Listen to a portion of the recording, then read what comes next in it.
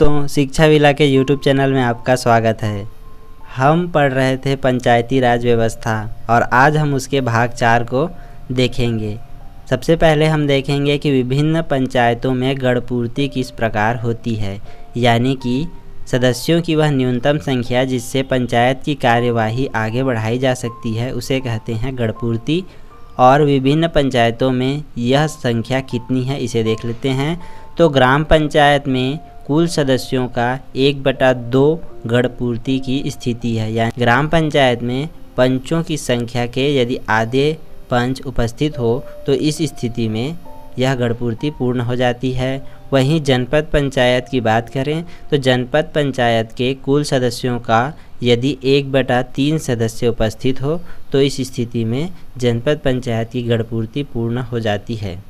और जिला पंचायत की भी यही स्थिति है, 1/3 सदस्यों की संख्या की उपस्थिति में गणपूर्ति पूर्ण हो जाती है। परंतु ग्राम सभा के बारे में मैंने आपको बताया था कि इसमें गणपूर्ति की संख्या 1/10 है, यानी कि यदि ग्राम सभा में 100 सदस्य आते हैं और कुल सदस्य संख्या 1000 है तो इस स्थिति में यह गणपूर्ति भी पूर्ण हो जाएगी।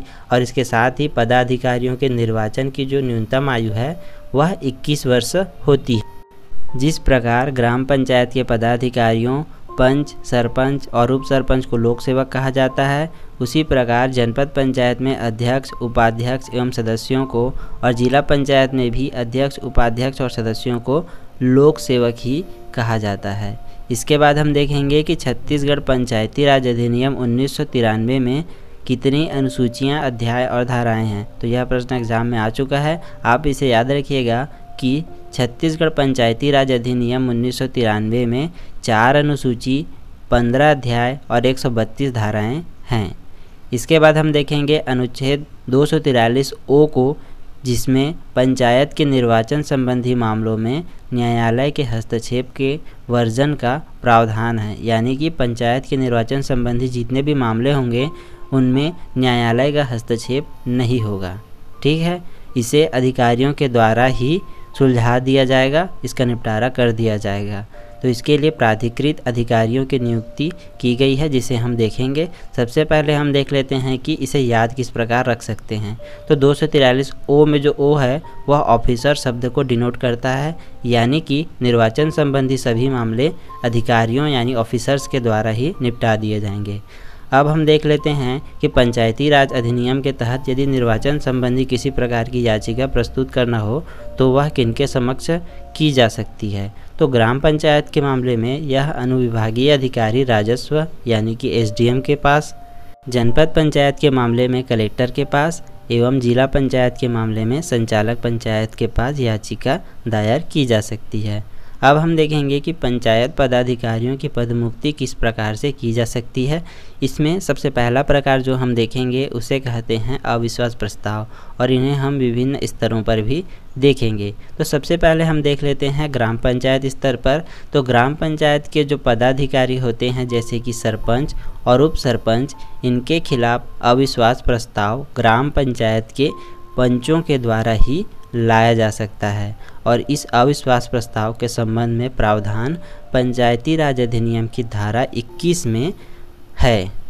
अब हम देख लेते हैं कि अविश्वास प्रस्ताव की प्रक्रिया प्रारंभ कैसे होती है। तो ग्राम पंचायत के कुल निर्वाचित पंचों में से यदि 1/3 पंच हस्ताक्षर करके अनुविभागीय अधिकारी राजस्व यानी कि SDM को प्रस्ताव सौंप देते हैं तो अनुविभागीय अधिकारी राजस्व के द्वारा सूचना मिलने के 15 दिनों के भीतर बैठक बुला ली जाती है और बैठक की सूचना 7 दिनों पूर्व ही सदस्यों को दे दी जाती है। यह जो बैठक होती है अविश्वास प्रस्ताव के लिए, इसकी अध्यक्षता पदाधिकारी यानी कि सरपंच के द्वारा नहीं किया जाता है, बल्कि सरकारी कर्मचारी इसकी अध्यक्षता करते हैं। जैसे कि सरपंच और उप सरपंच के मामले में नायब तहसीलदार या उसके समकक्ष अधिकारी द्वारा इस बैठक की अध्यक्षता की जाती है। अब जब अविश्वास प्रस्ताव पारित करने की बात आती है तो उपस्थित और मत देने वाले जितने भी पंच होते हैं उनका 3/4 बहुमत और कुल पंचों की संख्या का 2/3 बहुमत प्राप्त हो जाने की स्थिति में प्रस्ताव पारित मान लिया जाता है। उदाहरण के लिए आप समझिए कि यदि पंचायत में 12 पंच हैं और उनमें से कम 9 पंचों के द्वारा प्रस्ताव पर मत दे दिया जाता है तो अविश्वास प्रस्ताव पारित मान लिया जाता है। एक अन्य उदाहरण देख लीजिए कि यदि ग्राम पंचायत में उप सरपंच के विरुद्ध एक अविश्वास प्रस्ताव विचाराधीन है तो पंचों की संख्या 18 होने पर एवं उपस्थित और मत देने वाले पंचों की संख्या 11 होने पर अविश्वास प्रस्ताव पारित नहीं माना जाएगा।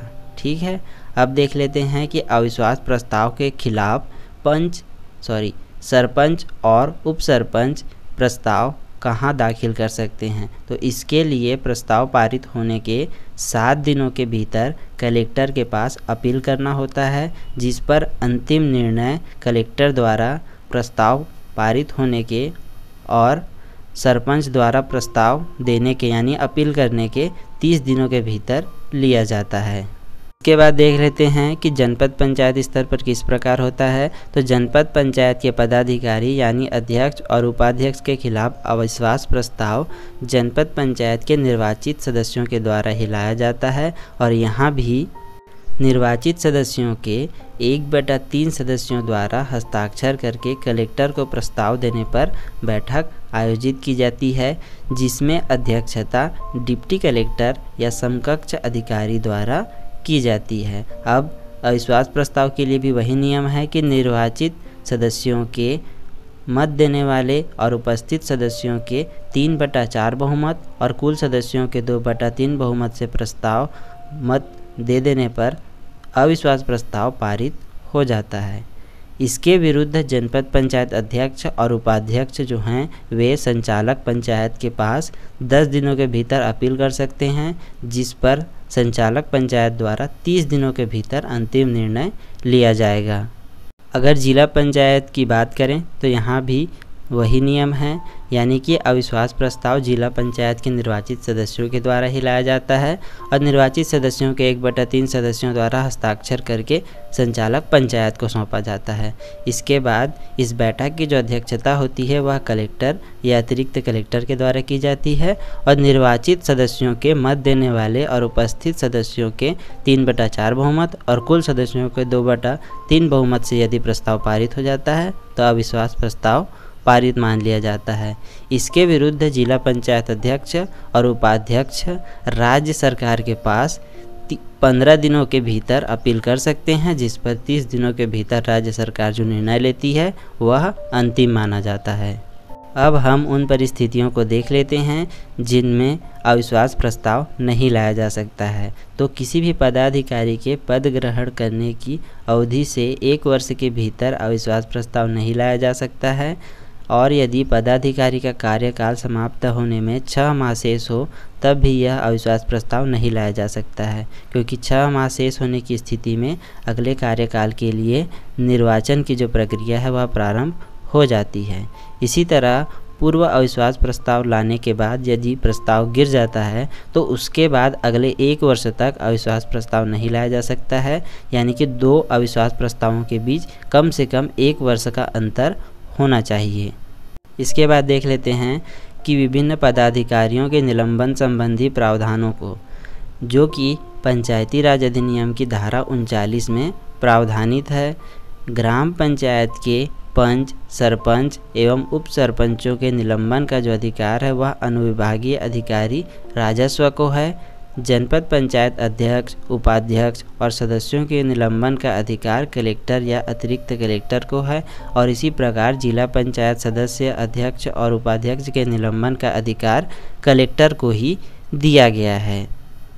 इसके बाद हम देख लेते हैं कि और कौन कौन से आधार हैं जिन पर इन सदस्यों और पदाधिकारियों को हटाया जा सकता है।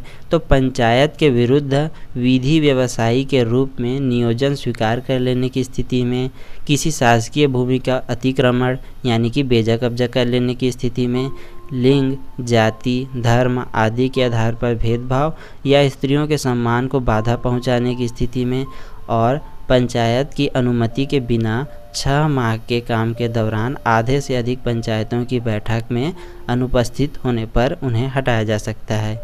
इसके साथ ही पंचायत की अनुमति के बिना लगातार 3 बैठकों में अनुपस्थित होने पर भी उन्हें हटाया जा सकता है। इसके बाद हम देख लेते हैं कि पंचायत पदाधिकारियों द्वारा स्वयं इस्तीफा देकर भी पद मुक्त किया जा सकता है। तो ग्राम पंचायत के जो पंच होते हैं और उप सरपंच होते हैं वे अपना त्यागपत्र सरपंच को देते हैं, परंतु सरपंच अपना त्यागपत्र देते हैं एसडीएम यानी कि अनुविभागीय अधिकारी राजस्व को।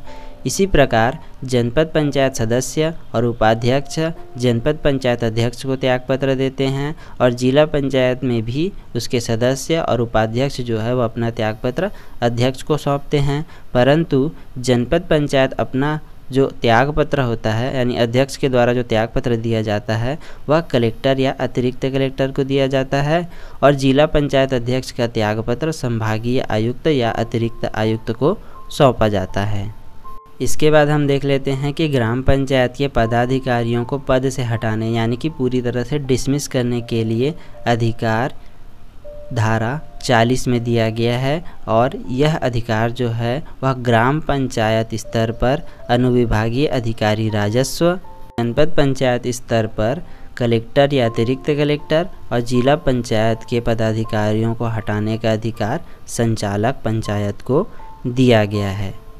इसके बाद हम देख लेते हैं कि पंचायत के सदस्यों को वापस बुलाया जाना या प्रत्यावर्तन और अंग्रेजी में रिकॉल की जो प्रक्रिया है वह किस प्रकार की जाती है। तो सबसे पहले हम देखेंगे ग्राम पंचायत स्तर पर।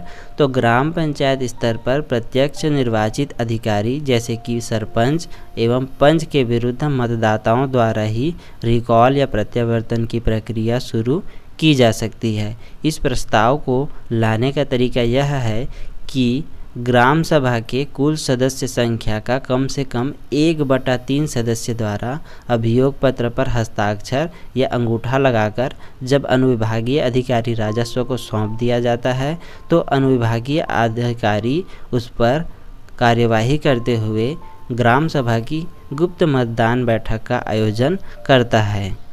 इस गुप्त मतदान में ग्राम सभा के कुल मतदाताओं का यदि 50% से अधिक मतदाता सरपंच को वापस बुलाने के पक्ष में मतदान कर देते हैं तब यह प्रस्ताव पारित मान लिया जाता है।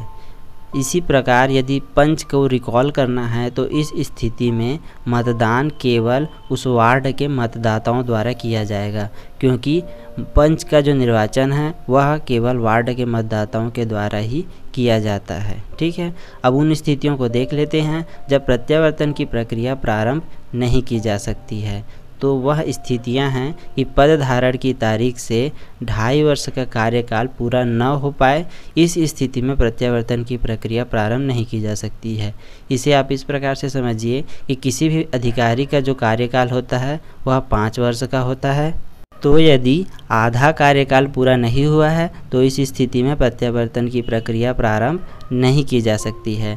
और यदि उपचुनाव के द्वारा किसी अधिकारी का यानी कि लोक सेवक का कार्यकाल निर्धारित होता है और मान के चलिए कि वह 2 साल के लिए पद पर आता है तो अपने आधे कार्यकाल यानी 1 वर्ष के बाद ही उस पर प्रत्यावर्तन की प्रक्रिया प्रारंभ की जा सकती है।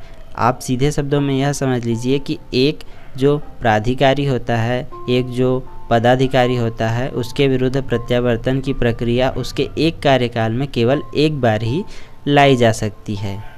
इसके बाद हम तीसरी स्थिति देखते हैं जिसमें प्रत्यावर्तन की प्रक्रिया प्रारंभ नहीं की जा सकती है। तो वह है कार्यकाल समाप्त होने के जब 6 माह शेष होता है तो उस स्थिति में भी प्रत्यावर्तन की प्रक्रिया शुरू नहीं की जा सकती है। अब हम देख लेते हैं कि सरपंच द्वारा प्रत्यावर्तन प्रक्रिया के विरुद्ध अपील कहाँ की जा सकती है।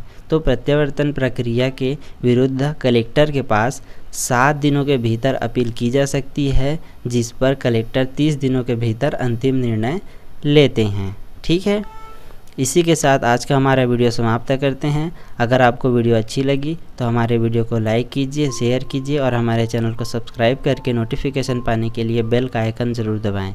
Thank you.